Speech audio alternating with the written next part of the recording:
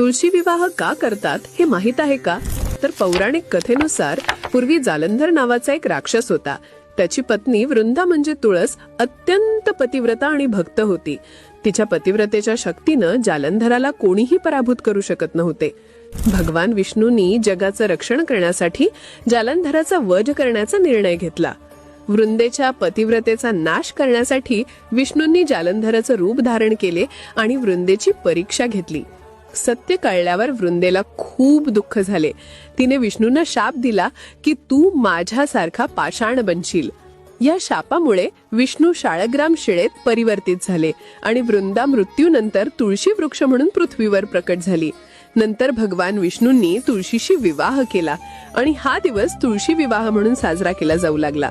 त्या दिवसापासून दरवर्षी तुळशी आणि विष्णूचा विवाह लावला जातो आणि यानंतरच सुरू होतात सगळी शुभ कार्य, लग्न, मुंज, गृहप्रवेश. हा दिवस म्हणजे पवित्रता, श्रद्धा आणि समृद्धीचं प्रतीक. तुळशी विवाह म्हणजे फक्त एक सण नाही, तो देव आणि